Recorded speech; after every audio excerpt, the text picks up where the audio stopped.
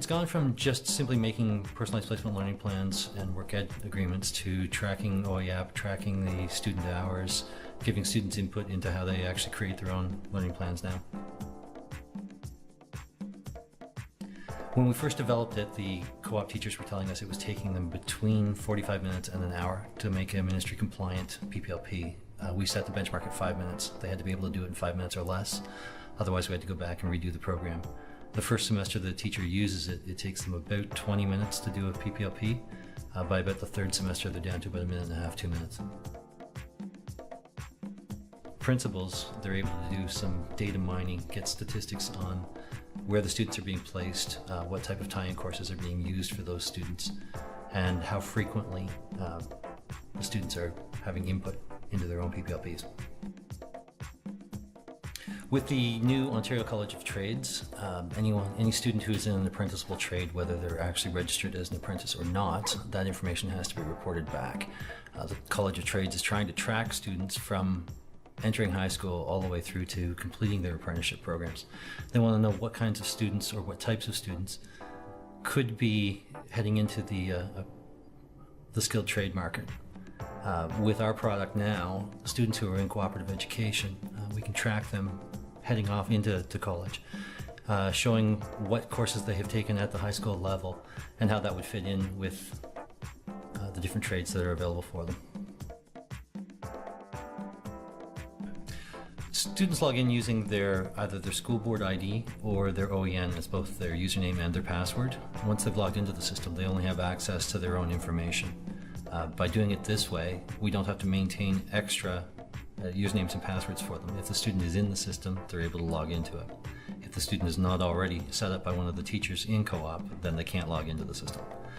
They're only allowed access to the system in the semester that they're actually in co-op. So a student who's taking co-op in semester 1 of the next school year can't get into the system early. And a student who completed co-op in first semester isn't able to get into it in second semester to make any changes to it. If the student makes any changes to their own personalized placement learning plan, the teacher has the opportunity to accept those changes, decline them, or leave them the way they are to review at a later date. Depending on the size of the school board, typically we do one semester with a pilot group of schools, usually 3 or 4 schools.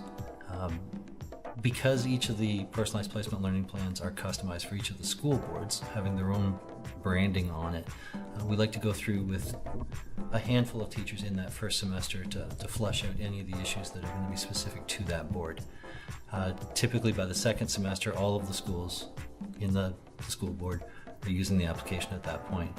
We don't generally open up the student portal until the third semester, until after all of the teachers have had an opportunity to get comfortable with the program first.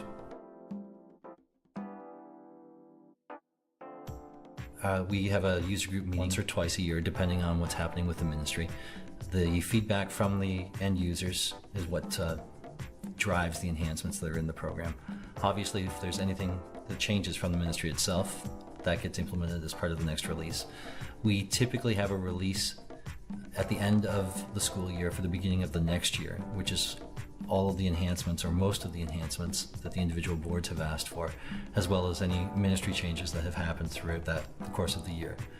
We usually have a second release, which is a very minor release, which includes the curriculum updates that happen from September forward that school year, as well as any minor changes that the ministry may come out with.